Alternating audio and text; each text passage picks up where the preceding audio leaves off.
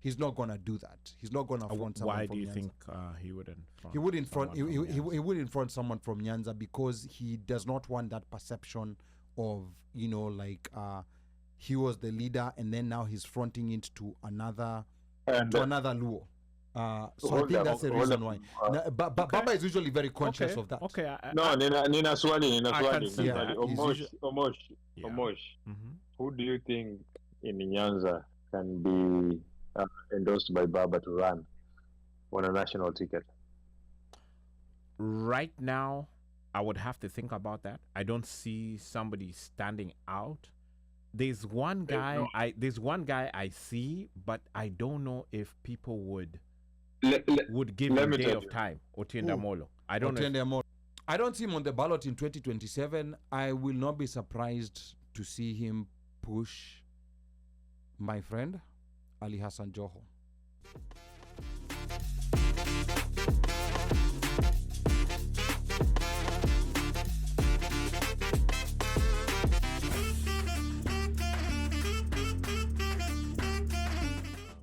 Who do you see him pushing for 2027? Because I don't see him on the ballot. I don't see him on the ballot in 2027. I will not be surprised to see him push my friend Ali Hassan Joho. Watch that space. And now I'm talking politics. I'm not talking what we want. I'm just talking politics. If there's another political chess master, it's Ali Hassan Joho. Kenyan politics has changed. Mm-hmm. So right now, we don't know, until we have a sample recall election, we really will not know the strength of this new movement until we have a recall or we have a by-election. Of course, because usually by-elections are usually the spaces where sitting governments and anticipating governments, that's where they go, like wanapima na nguvu pale. That's where they go try to see who's stronger.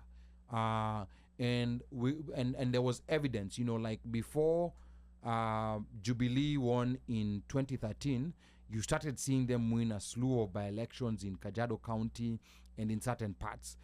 And that was similar to UDA. You started seeing them start winning by-elections in certain parts. So I think until when we have that, that's when we'll be able, because unfortunately, street action has, for street action, for us to claim the street action was effective, we have to see what happens in the ballot. There's a lot of like trying to block like the issue with IDs and IBC not being there. I think that is where that is going to, that right there is the yes. So that's the issue. So I think that's the thing that people need to pay closer attention to.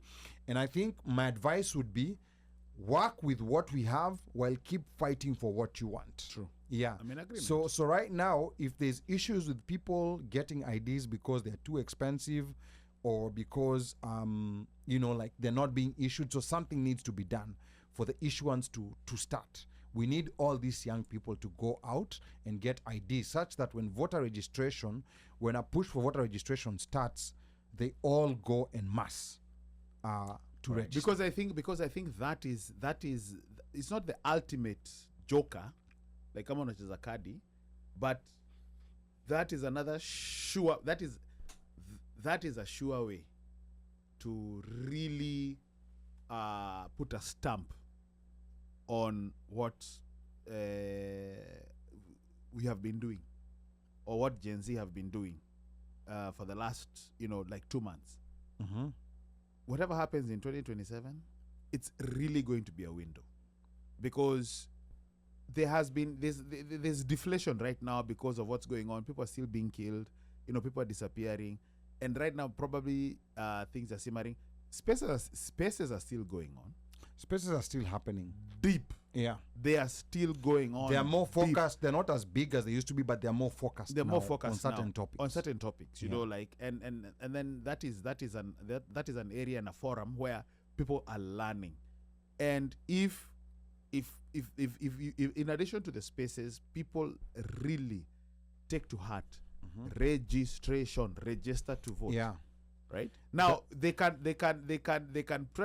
probably try to put in place impediments, humps, bumps, roadblocks, red tape, Voter suppression. for lack of a better word. Yes, Yeah. voter, that is the word. Voter suppression. Ultimately, like at some point, because these guys are probably looking and seeing, you know what, this shit is winding down. Because remember, everybody, this is so budgeted and it is so in depth. The tentacles are so deep. If you try to yank, you're really going to destabilize a lot. You're really going, because right now people are looking. I'm sure some of these gluttonous chokora idiots are looking at this and say, "What apa kimeumana?" Because if mofos themselves are not even driving in those big fancy cars of theirs, I'm sure there's a clip. You've seen the clip going around of how Muhammad Ali was being heckled. Yeah, in Mombasa. In Mombasa. Yeah. So it's not checkmate. It's not checkmate. It's just check. It's check. But these guys, things can be done. Yeah. But now for things to start, things need to start happening now for things to align well. Let me read a couple of comments here that have been coming through while we were talking. I can see here. Let me see. Stephen JJ saying millennials na Gen Z tuko 25 million strong when M1 chose Uhunye. And then Slay says politics is a dirty game, especially in Jamhuri. Politicians switch sides to what suits them individually. This actually happened. What year was this? I think this was the question he was asking about those tales of Rao and that was his former 92, handshakes. 97. Yeah. 92, 97. No, the handshakes, his first handshake was in 2001. Yeah. That was before Keria. Then he went. Yeah. Then But he ran for election in 97. Right. He ran for president in 97. That's what she was asking. Yeah. Took pause in 2002 and then ran again in 2007. And then Stephen JJ sema Joho hawezi shinda mazee. Hiyo ni kama Gen Z wamechukua voters cards kishenzi, but I still don't see it. I agree with you. I think it will be very tough, but I was just answering in who, if Baba doesn't run, who he's gonna front. He's not gonna front, like one of those guys from Nyanza. I mean, of course, we know that that's not gonna happen. He's not gonna do that. He's not gonna front someone Why from do you Nyanza. think he wouldn't front? He wouldn't front. someone from Nyanza? He wouldn't front someone from Nyanza because he does not want that perception of he was the leader and then now he's fronting it to another Luo. So I think that's the reason why. Baba is usually very conscious of that. Okay. Nina Swali. can see that. Omosh.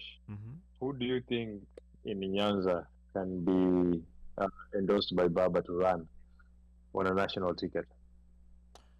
Right now, I would have to think about that. I don't see somebody standing out.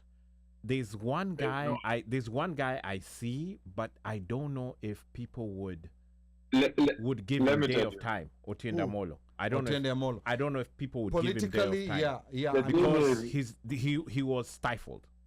I think he was kind of told to sit down. Yeah. Go ahead. You know one thing about being a presidential candidate in Kenya. You also have to have that national appeal. Like you have to put your name on. Mm-hmm. The name has to be there, Imetoka, right? Correct. And that is why if you see among the nominees of the Joho and Oparanya, those two people, those are the two people that I might see him if he's pushing somebody. Those are the two people that pushed in terms of. Actually, I won't be surprised to see a Joparanya ticket. Yeah. So those are the two people that I would say. The same way right now, if we say, for example, we were going for on the UDA side, right? Mm-hmm. Let's say on the UDA side, for some unforeseeable reason, Ruto is not on the ticket, right? Mm-hmm. They're not going to. They will definitely not give it to Gachagua.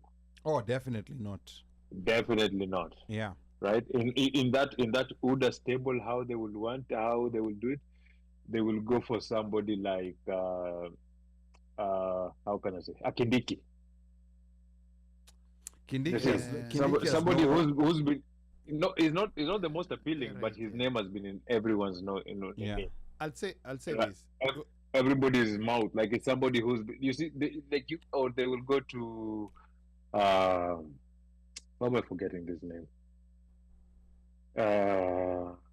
Somebody like Chesang. Chesang is also a name. He's not the most likable or appealing politician, but he's more known. So on the UDA side, it has to be Ruto and Ruto, as somebody else builds his profile. But you see the way Kenyan politics is held up, and the way that if they were trying to do marriages right now and how they're going to do them, it shows you why Ruto chose to go across the aisle and work with Raila, because on his side, apart from him, there really is no one who can walk around the country and have the same influence as he does. And you know, to add And on, it got to a point he needed, and he got to, sorry, Kidogo, Yeah. and he got to a point where he needed to sanitize that national image of himself, and he had to go across the aisle to clean it up. Ali. okay, let me go to Uno Mike, and then I want to add on to something that you've said. Mika. Somebody that, and by the way, I'm just thinking from the outside looking in. So, but you guys can correct me. But I think also somebody. But we're that, also on the outside. no. You guys are more like really. We're aware. You guys are sort of connected to ODM ground in any please. This is Wait, wacha hizo. But I think See, somebody. we are Gen Zs, but I we are think, Gen Zs. Yeah, whatever. But I think also somebody that can be fronted and people can actually coalesce around is a senator from Nairobi, What? Sifuna. Oh, I don't know why I was thinking Sakaja. Yeah. That's the governor, bro. Yeah, I don't know why I was The thinking hell is Sakaja. wrong with this guy? Yeah. I The was governor formerly known as. No, I'm talking about Sifuna. Sifuna. That's what. Yes. No, Sifuna. Yes. Sifuna, I think. Sifuna, it can be. So here's it's my either advice. he goes in or he doesn't. He can be. But the way so Yeah. far, But here's my because he's been trying to balance both, which has been a very difficult balance. You know, like being with Gen Z and sticking with ODM, it's a very difficult You have balance. to pick one side. You know, and for those who are tuned in, you know, like I think this is a point at which I'll tell you, don't be surprised to see someone with a name rhyming with Miguna, you know, in studio. I'm not gonna say his name, but anyway, we're talking about Sifuna.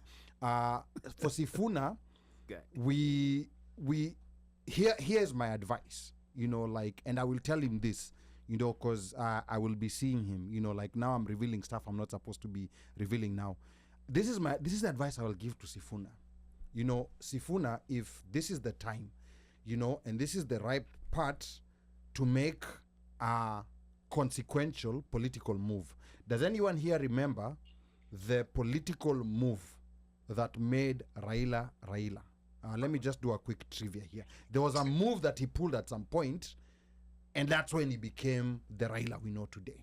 Does anyone remember what exactly he did? This was in the 90s. So this is what happened. This was when the Kanu, Ali, whatever. no. Ngoja tusikie Mika. Yeah, Mika.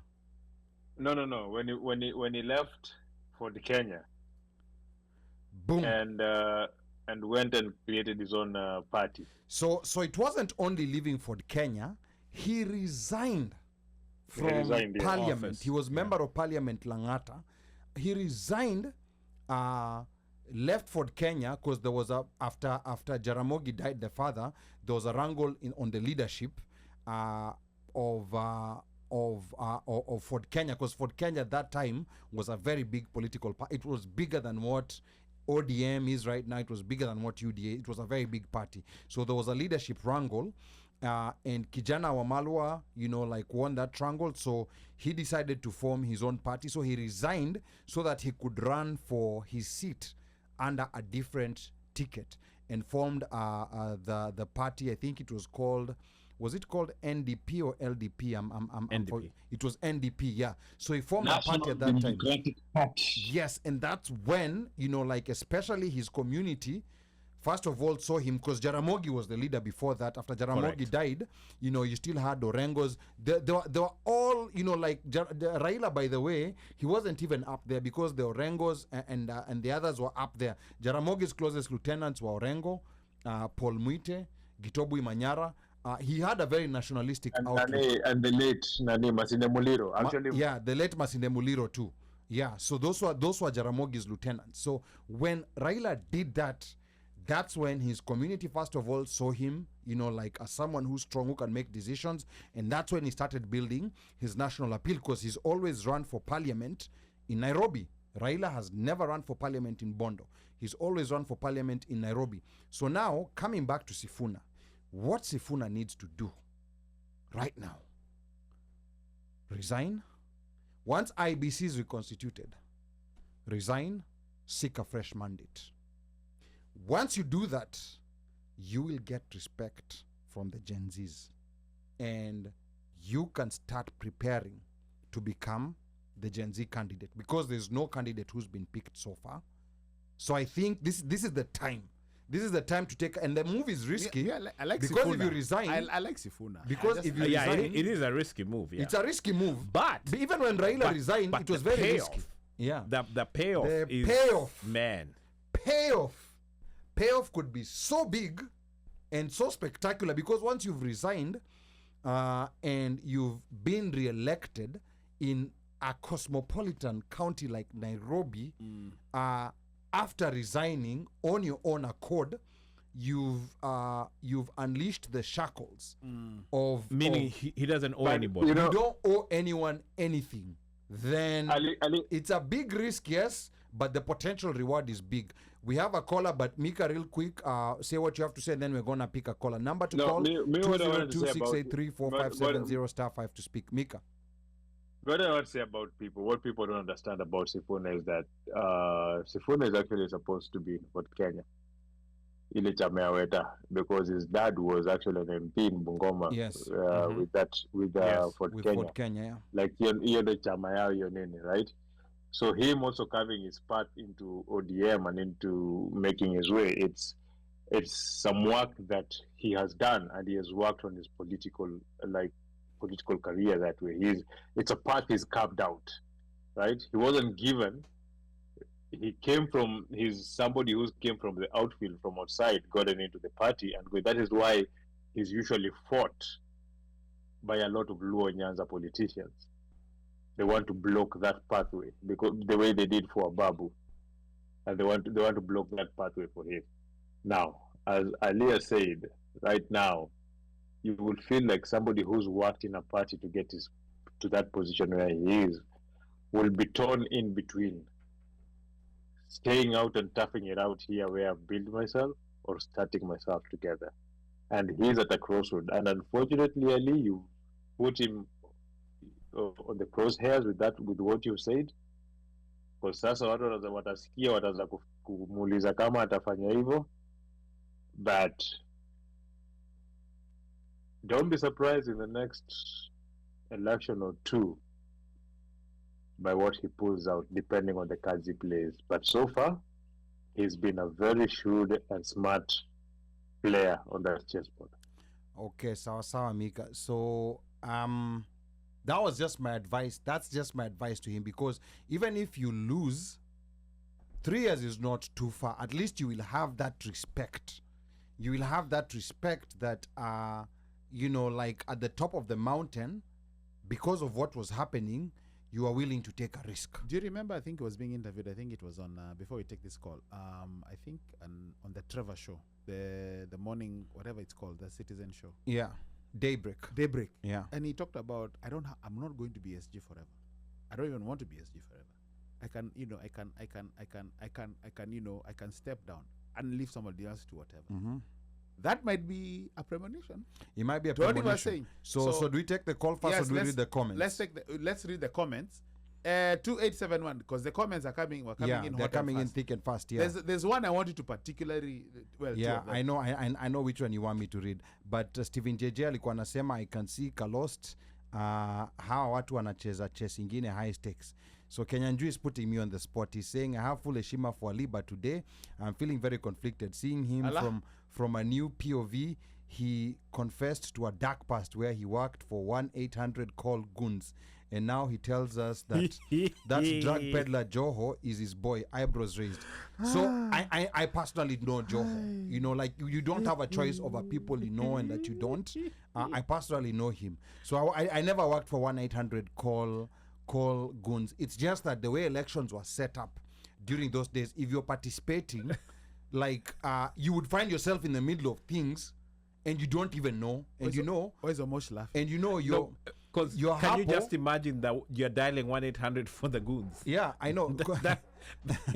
So because you're hapo, you're katikati, you're there, you're 19, 20 years old, you're there motivated, elections, but then you're in the middle And you don't of a understand what's process. going on You until don't it understand happens. what's going on Until then, it happens. And then you're being told, where by the way, chika hizi do, awa say, unawapatia 50-50 bob wote. And where you're there, That's the job you're given. You didn't you're, realize and you're given on the that, spot. that you're the Nyahunyo blocker. Yeah, you're given on the spot. So I didn't even know that these guys who are being paid 50 bob are the ones who have nyahunyos. Like in their courts. Because me, I was wondering, I was looking around. Must say the sun is shining, but how come there are so many guys with kabutis? That was the trick. You come with a coat or something, it has a whatever inside. So when things are thick, a signal is thrown, and then they have to do it all at the same time. Because kama ni mtu moja, anaweza kushikwa, akafanywa mob justice. Correct. So when the signal goes, I think these guys had rehearsed, because that thing, it was like a symphony. It was unleashed. It was like a symphony, and they were all over the place. Distribute on the line everywhere. Yani nyaunyos too, left, right, I and knew center. you were not part of the Nyahunyo receiver. So now, Or they remembered you. No, sasa mimi, these are guys I know, so they know everyone. Understood. They know everyone. Understood. So maybe I'm trying to understand what in the hell is What going is going on here? So by the time, and things happen so fast, Yes. by the time those nyaunyos are happening and people are gone, and then now there are people, now the agents for the guy with the short line, Yes. they're now insisting, Count now, count it now, count now. There's pressure, Yes. count now. Yes. And then election is over. But anyway, we will talk about those tales another day.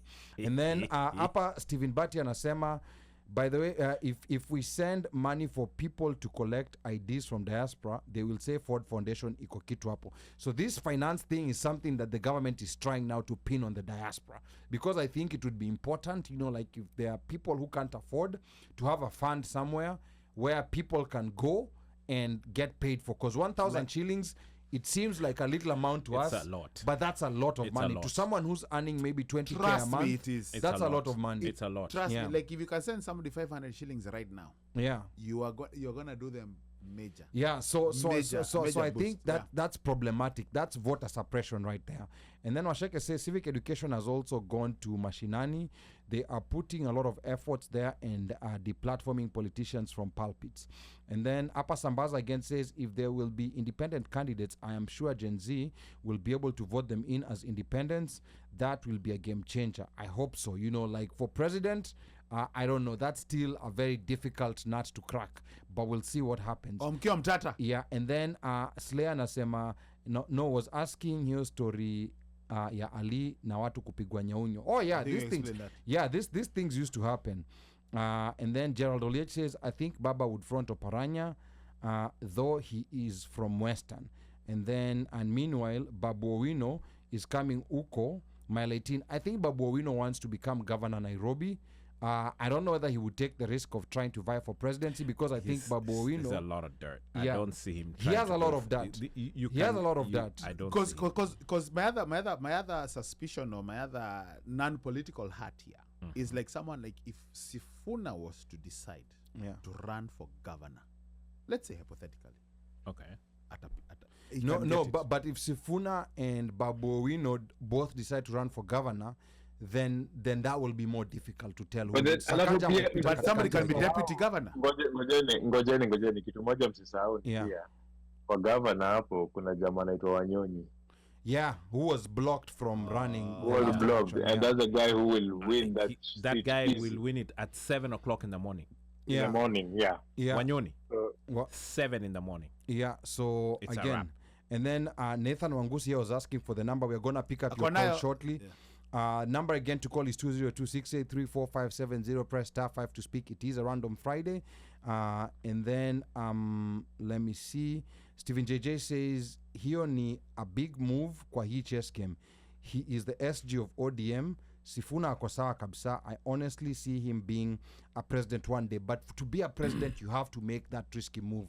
And this is the time. I think the problem with the timing right now is that if you resign at this point as senator, there's no IBC constituted. There's a constituency Northeastern that has been a member of parliament for For over That's a a year. problem. for over a Over a year. year. Yeah, because there's no IBC, so there's no by-elections being held, which I think is very, very problematic. I don't know how this I don't know how this government, this parliament has gotten away with this, because this is so problematic. Because imagine if something happened to both the president and the deputy. Guess what? We are in a power vacuum. Because the speaker is only allowed to be president for 60 days. Is it 60 or 90 days? 90. And then after that, if there's no IBC, guess what? It's fair game for the military. You have actually even really pressed on the 2/3 gender rule being chomolewad. Yes. Because I was listening to some lawyers really talk about what is the requirement for the 2/3 gender rule. Mm-hmm. For example, they were saying the constitution of the cabinet should be 6. It's supposed to be. It's 21 plus the attorney general. So they're 24 maximum. No, including the president, whatever. Look or at the president and deputy. It's supposed to be 25, right? So there'll be but plus president will be 20. Plus president and deputy will be 24. So it's supposed to be 16, 8. So that's 2/3 including gender rule. So that's including The president and whatever. That's interesting. So that means there has to be at least 8 female cabinet secretaries. Yes. 8 non-males. Let us just say that. 8 non-males. So it could be female. No. Whatever. Let's just say females. Let's Okay, not sir. complicate it. No. Yeah. I'm talking about Yeah. like 2/3 gender rule. Yeah. 8 females, 16 male.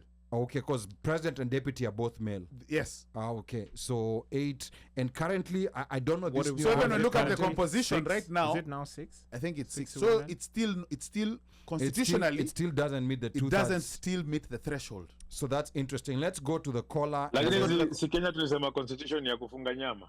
Gazeti, No, yes, ni gazeti. Yeah, Ni ni gazeti, gazeti. bro. Gazeti ni ya kufunga nyama, si constitution. Constitution ya kuiba pesa.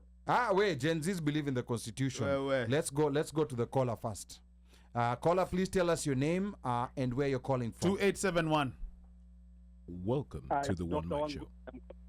Andrea, Virginia. Okay, Dr. Wangusi, talk to us. Dr. Wangusi was on the One Mic Show. Was it 2 or 3 weeks 2-3 ago? weeks ago. Yeah. Dr. Wangusi, talk to us. Yeah, it's good to get on the show and listen to this discussion. You're breaking up. Bundles. You're breaking You're up. breaking up. I think you're on Bundles. Safaricom. Can you hear me? Okay, we can hear you better now. Yeah, but there's an echo. I don't know whether that's because of mute. That is yours. Do on your side. you have any gadget on your side? If you have any gadget on, please reduce the volume. That's why you'll hear the echo. Oh, okay. Yeah. All right. So I just wanted to make a couple observations and regarding the discussion as it's evolving. So first thing I wanted to point out, this is just a hunch. So I'm of the opinion currently that Baba is actually trying to make a graceful exit from the political scene. So a couple months ago he submitted his candidacy for the AU post, and he's been working towards that kind of consistently. And by all estimates right now, he's definitely one of the top contenders, not just because of his democratic credentials, but also the fact that he has done a lot to campaign and he has the support of his government. I am one of those people who's of the opinion that we can have our differences when we are at home as Kenyans, but then once we go to the international stage, we are all Kenyans. So I don't see any discordance with the people and the government of Kenya supporting one of their own to get a continental seat. People will beg to differ on that, I know, but I think that's perfectly okay. And then secondly, if you just observe, for instance, when the CS nominations were made, Joho, Oparanya, who are ODM, part of ODM leadership, were co-opted into government. So the more popular opinion says that they went there on the express endorsement of the president of the former prime minister. A more plausible explanation to me is that this guy has actually made those decisions independently, right? I think what is already happening that Kenyans are not observing is that there's already political realignment for 2027. Ruto realizes that he has fallen out with the Mount Kenya, which is a populous region, 20% of our vote, and he's realigning coast, western Kakamega, or western Kenya. He already has Mudavadi. He already has Wetangula, who represent the Bukusu and the Maragoli. Now in Kakamega, Oparanya I believe is a Kabra, which are the three most populous Luya sub-tribes. And then in Coast Province, he's getting in place Joho, and then also quoting himself to Luo Nyanza. So what is essentially happening is that there's already political realignment for 2027, and I don't think Kenyans have observed or noticed that. So the more plausible explanation to me is that Baba knows he's old. It's like he's about the same age as Biden. Maybe I think they're age mates, 80, 81. And he's realized like his political clock has kind of run out. I don't think he has control of Joho and the lot. I really don't believe he has, because what subsequently happened was Edwin Sifuna came out and announced that these people had tendered their resignations from ODM. So they don't see a future politically as members of the party. And you know how fluid Kenyan politics can be. So it comes off as a defense of Baba's position, but I genuinely think that Baba is trying to exit the political stage in a way that is graceful, but then the public won't let him, right? Which is ironic, because they are criticizing him right, left, and center for his silence or alleged cooperation with the Ruto regime, betrayal. I personally, betrayal and all these other words that people are throwing out there. But I personally genuinely believe that he's trying to make an exit. Because more likely than not, he's not going to be, able to run in 2027 because of his advanced age.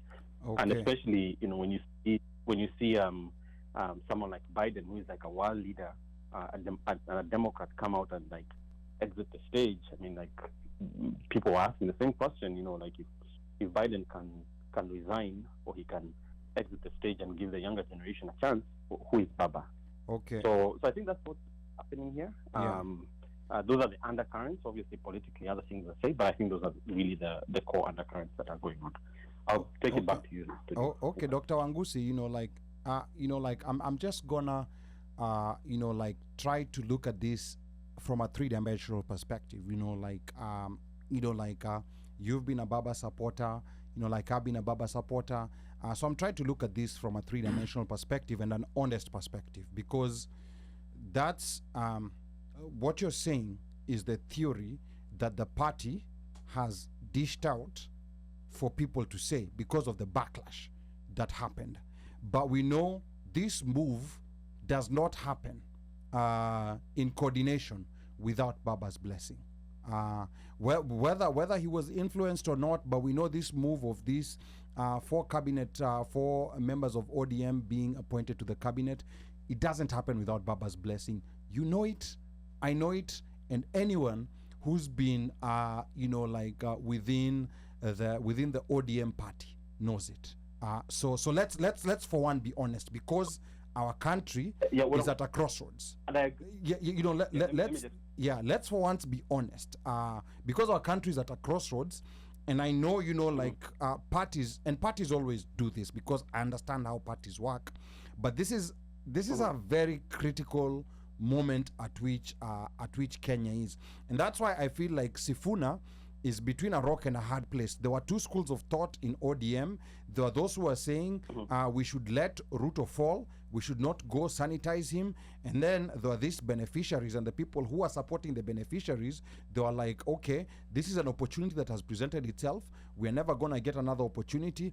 And of course, this is a political decision. And right now, we are talking in the moment.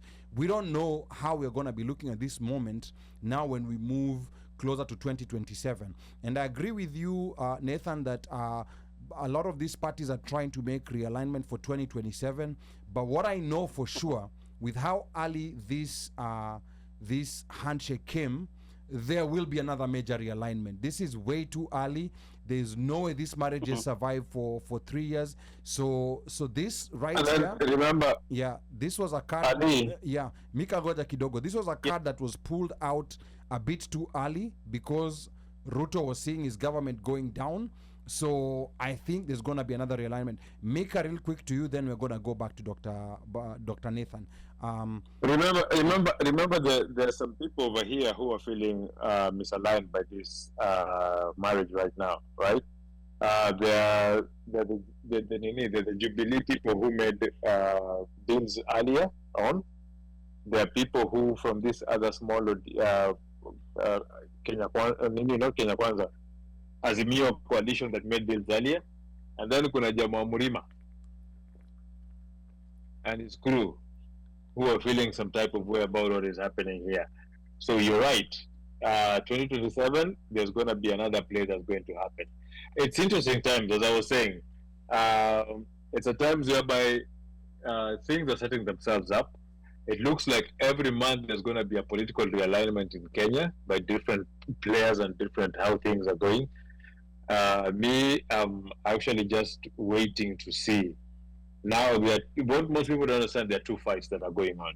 There's a fight whereby the citizenry, which is led by the Gen Zs, are fighting for their rights. And then there's a political survival fight that is happening within the political elites in Kenya. And these two fights, unfortunately, are clashing over each other, with one side taking advantage of the other. It is going to be a point of survival of which side is going to come out on top. And I think the citizenry will be able to pick up the remnants of what the political fights will be and clean house with it. Because right now, hakuna opposition, everybody is fighting for the little cake that government has, while most of the government policies is being taken down. Remember, when the courts say all these bills are illegal, all these bills come from one place, Parliament. Okay, sawa. So let's go back to Dr. Wangusi. Wrap it up for us as we continue. Dr. Wangusi. Yeah. So the other part of this discussion that I have been thinking about a lot. Interestingly, I was teaching my 5-year-old how to play chess. So obviously, chess is a game of strategy. But one of the sort of the core tenets of playing chess is that you protect the king, number one, but you also dominate the center, right? Now, in our Kenyan case, the center of this discussion, or the center of this conflict, and this what should be this revolution, the heart of this discussion is around governance and abuse of power by our political class. What the Gen Z movement is doing, or what the Gen Z movement has done, is that they've surrounded the political class and put pressure.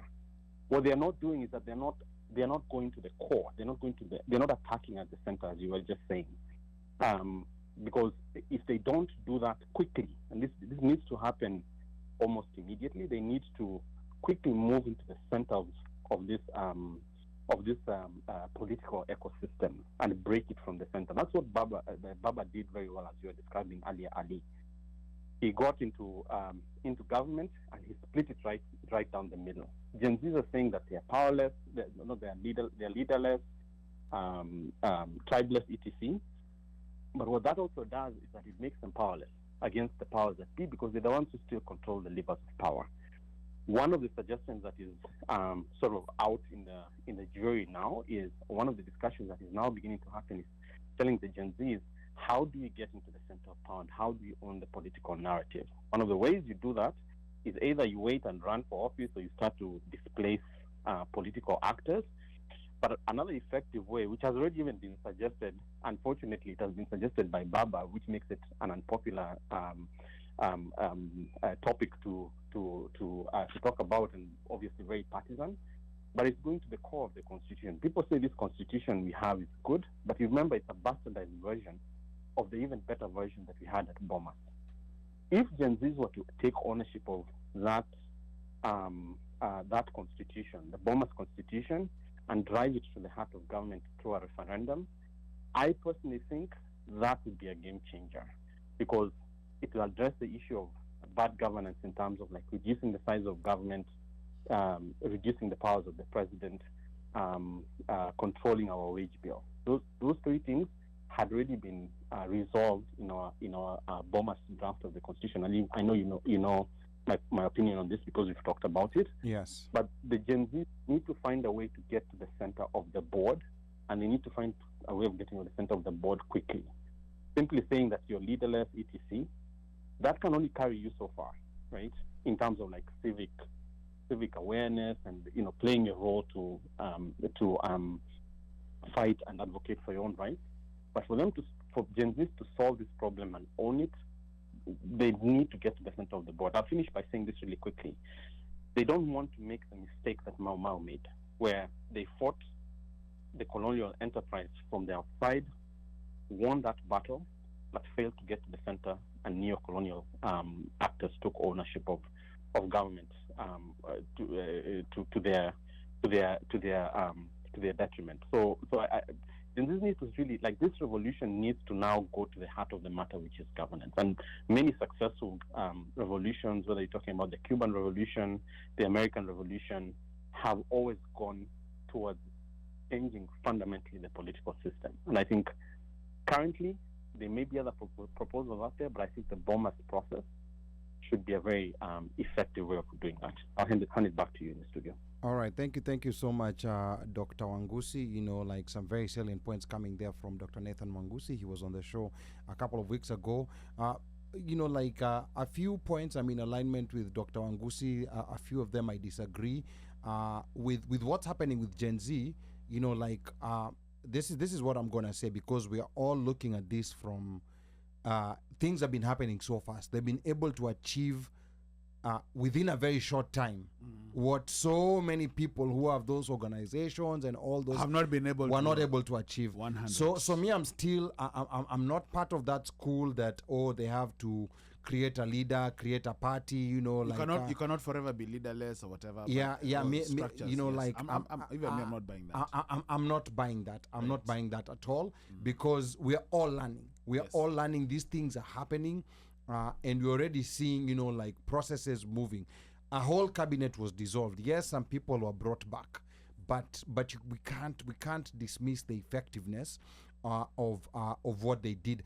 And I think they might even become more effective, because what the government has done is that it has reduced the effectiveness in coming together in one place in very big numbers.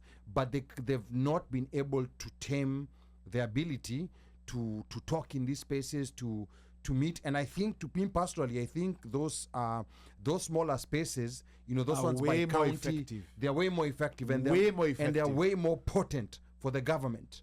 When you have people joining in, like now, for example, I think the other day we were listening to a space that was created by Eric Latif. Yes. And you shared. And it was about vetting.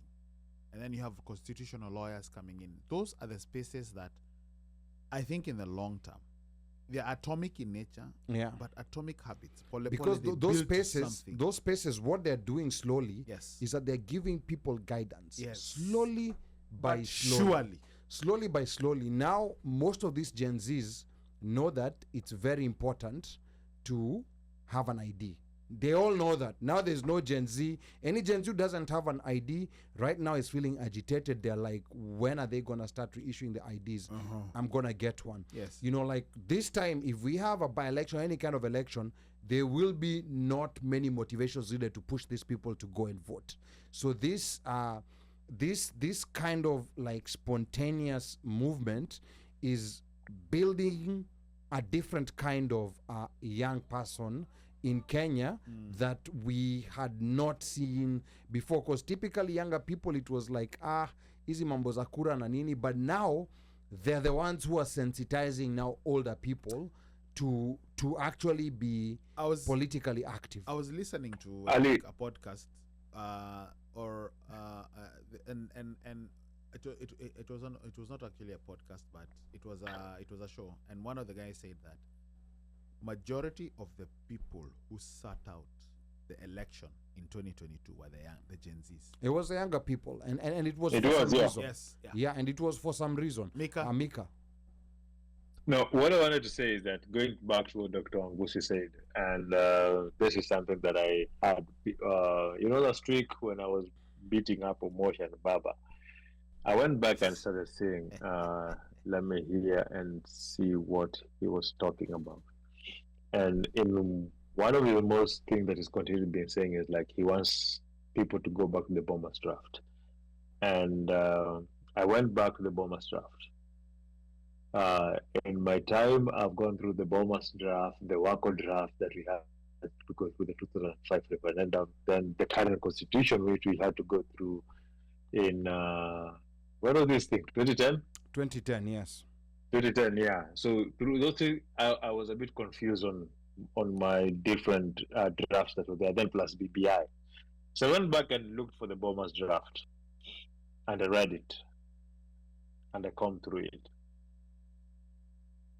And in actuality, I agree with that old man. That is the most people or inclusive draft that we can have. It's a continuous process. There's check and balances for politicians.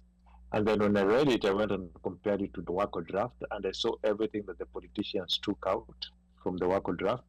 Then took the Wako draft and compared it to the 2010, that is now the constitution, and then saw everything. And if you can see the differences in those three constitutional drafts, the MPs took out what they didn't like in matters devolution and matters Bill of Rights.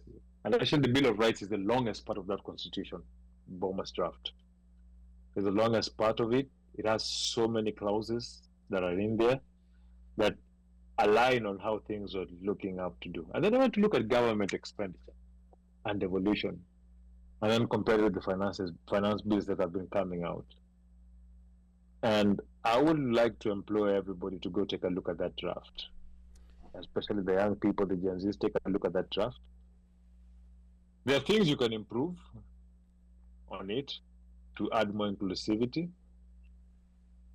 But if we can go back to that and push for that as we push, but not forget what we're fighting for right now, because I'm in IT. In IT, we have a policy that's called ITIL.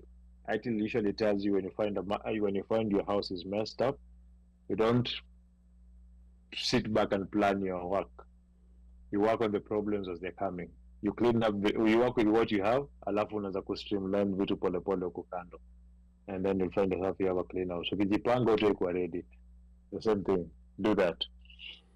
Okay. Now, I think, like in light of what Mika has said, I think we need to organize a future episode, re-invite Dr. Wangusi, and just have just have an episode where we are going through these different drafts, remind us what the current constitution says, and then familiarize people with, I think there was the Bombers draft, and then it was bastardized to the Wako draft in 2005, which was rejected.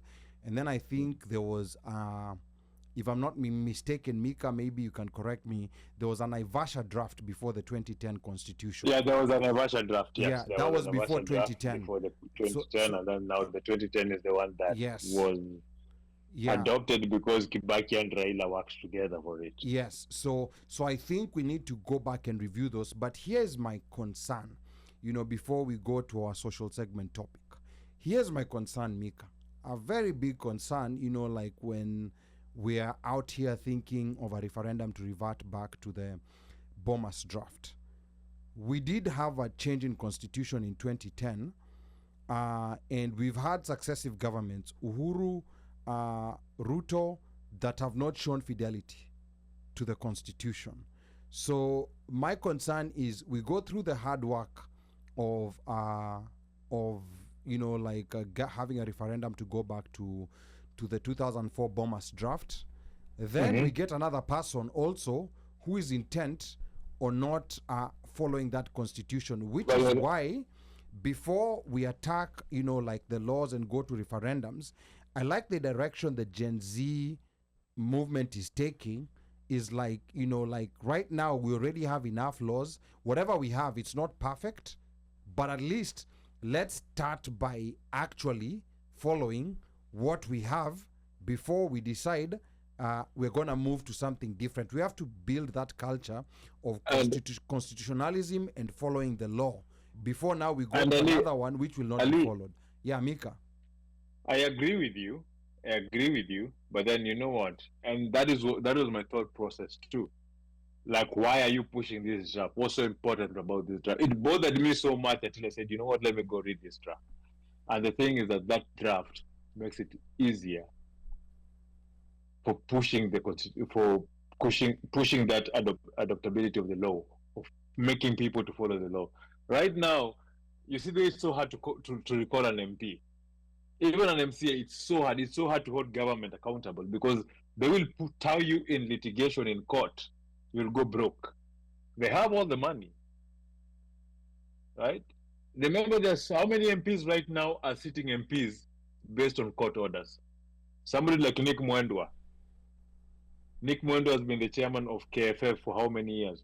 On a court order. Because even if you go through the law and you push through the law is so weak, it doesn't allow you to push to enact what you want.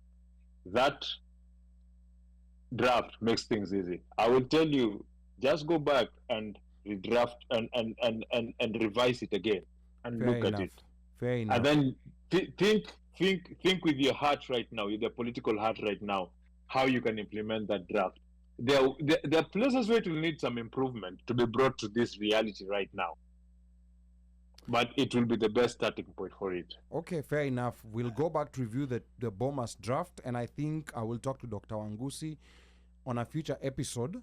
We just come because I haven't seen, like people do that in a very simplified version, because a lot of people are kind of unfamiliar with those previous drafts, the Bomas draft, the Wako draft, the Naivasha draft, and then now we have the 2010 Constitution. Mike, you wanted to say something. No, I was going to say, I think I've always heard you repeatedly say on this show how the current Constitution really does not need a lot of tweaking or amendments or whatever. As it is, it just needs to be implemented. Yes, it needs to be followed. That is it. It needs to be followed. It's not perfect. It's not perfect, but it's one of the most progressive. Yes. But mnasikianga mimi nikiwaambia, these MPs haven't read the Constitution, but they know how to benefit from the Constitution because they know how to circumnavigate it. Na ndio mimi husema kila siku Constitution ni ya kuiba, right? They know when to say about it. When people demonstrate, they say the Constitution says msikuje parliament, msifanye nini, msikuje hapa iko protected, right? They know what to use to protect themselves, but they know they have weakened, and they know that you cannot hurt them with it. So I think where we are not, where maybe we're in disagreement, Mika, is that whatever this government is doing, even telling people that you can't protest, they've been losing that in court. They just do it because they're not following the Constitution. A lot of these things that they've been doing have been totally unconstitutional. Some of them totally against the law, but they just keep doing them. I agree with that. Yeah. My point is, they know that even with this Constitution, there's nothing that can be done to them. Well, the thing is, anyway, I think we need to go revisit those previous drafts so that we can have a better discussion. A couple of comments here were coming while we were still talking. Stephen JJ says, forget the ID, Gen Z wanabeba katiba. Leadership wako kwa shida. If they just keep it up, you can't beat them. And then Evans Marube says, Ruto presidency has been problematic. No IBC court ruled against 2023-24 finance bill. CAS says housing levy, nothing is happening. UDA is in chaos. 2027 will be too far for Ruto. I agree. And then Stephen JJ says Mika is the same thing as jurisprudence. You work with the current law and improve on them with new laws. You don't just throw the baby and the bathwater out. Mike, there was something you had to say when Mika was speaking. Yeah. No. Okay. I didn't have. Yeah. So Maybe nakubaliana na nyinyi. Let's use the current Constitution. Let's follow the Constitution. That's it. But I'm in agreement. I'm just saying we have a better version of it. Pali hili toka baba yake alikuwa mzuri. Okay, sawa sawa. Unomike. Anaweza kurudisha baba yake kula bwaka. Haya, unomike, twende ile segment ingine inasemaje? So Hiyo side ingine inasemaje hii? Tumekuwa na too serious conversation too serious. on a random Friday. So there's a I mean I'm gonna quote my brother, and I won't quote him. I will just use whatever. And so there was a question that was posed. Ladies and gentlemen, karibuni sana. Anonymous. Yeah. So Anonymous posed the question. Mm-hmm. And the question, not paraphrasing, Yeah. Hiyo transition imekuwa ngumu. Ni kama yani umechapa breaks alafu ukaeka kerea umeka shifter to Unajua ukitoka Kenya, eh umetoka kupanda A380 alafu unaland Detroit alafu unakwenda to American Airlines inakuja Baltimore unatoka kwa ile American Eagle For cafe. unajua difference umetoka kwa ndege unasimama hivi uruke juu unaenda kwa ndege ukiingia lazima uiname umejikunyia mgongo juu ni mrefu hiyo ndio transition. So transition ndio hii. Who takes rejection worse, men or women? Who takes Okay, so it's a very simple swali. And when I say rejection, let's put it this way. You've taken your shot. So mjukuu wa Masai, and let's say Angelique wako mahali wako Mika's Bash, alafu wanaona watu pengine they've looked, they've surveyed, and then they've liked. So mjukuu ameona I'm like I like Angelique ama tuseme washeke amesema that guy. So the two decide, I'm gonna shoot my shot. Wacha nijaribu. So mjukuu anaenda anaongea anakoroga kibaraguli yake. Unajua hapo hata umereduce. Vile huyu jamaa alisema mjukuu na Angelique wamekutana mahali wakaonana, si ndio? Okay, sawa. Wakasmile wakaona wana smile fit nini waka-exchange numbers. Kona Colgate smile. Waka-exchange numbers, kwa numbers waka-text wakaamua tuende tukakunywa kahawa mahali, wakakunywa kahawa 1-2 mara ya kwanza, mara ya pili, mara ya tatu. Alafu all of a sudden mmoja wao akasema yenyewe mimi si feel vibe. Right? Mimi si feel vibe. So kwa hiyo situation, if mjukuu is the one who said si feel vibe, ama Angelique aseme the one I'm not feeling this vibe. Who takes it worse? Mjukuu ama Angelique? So in short, the man or the woman, who takes it worse? Yes. I don't know. My general feeling is that men, and this is of course, like a general perception, men, like are kind of used to rejections. Tumezoea. Yeah, tumezoea. So I think with men, rejection is just a signal to, you now need to move on to the next one. Next. Yeah. Mm-hmm. On the other hand, with women, I don't know. I'm not a woman and I don't like speaking for women. So women, please, like type in the comment section. Number to call 202-683-4570. Press *5 to speak. Do they need to tell us their name when they call? You can still remain anonymous. You can remain anonymous. Unless you want to shoot your shot. Yeah, you can remain anonymous, or you can or you can be Kizito. Yes, or you can be Kizito. Yeah. You can have an anonymous name. Mugabe. Yeah, or Mugabe. Yeah, so I think the women are the ones, ladies are the ones who most of the time, or maybe prefer having the privilege of being the ones to handle rejection. Yes. So that's just from from my previous experience. I could be totally wrong, but again, you can call 202-683-4570. Press *5 to speak. If you feel like we've misrepresented the opinions and the views and the visions and the values of ladies, and tell us what you think. Kwasheke here says women just cry, eat a tub of ice cream, and then move on. Is that the case? Is that the case? Because on the receiving end of that So woman, let me ask you something. yeah, Let me ask you something, because I know for men, it's more of an ego thing, right? And men is more of an ego thing. You feel like your ego is hurt, you put yourself out, and it's done. For women, is when a woman gives you your time, when she decides to listen to you, she is already anakuanga ameanza kuinvest, right? And let's be honest, most women don't expect to be rejected by a man. and what are you basing that on, Mika? You said Basing most on women. personal Experience. experiences, Experience. stories of my friend, podcasts, articles online. In that, you realize when a man talks to a woman, and then anyamaze anaambiwanga amemghost, ameambiwanga alimtumia, ameambiwa, like there was the thing that they said. When it comes to maliciousness, when somebody starts talking, it usually comes from one side than the other.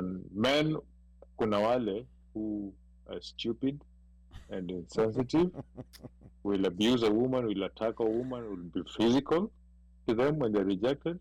Those are small egoed men. But mostly the bad vibes come out. And even if you just ask women, like right now, I put a poll somewhere between men and women who take rejection worse. And this is definitely women. We are not used to getting rejected and socialized to prioritize relationships and emotional connections. So they don't give you your time to ovyo. When they give you your time, wanakwanga invest expect something back. But I would like for a woman to call back, to call and tell us more. Washeke hii version ya ice cream inakapoa, lakini nakanga. Call and explain more how that ice cream helps.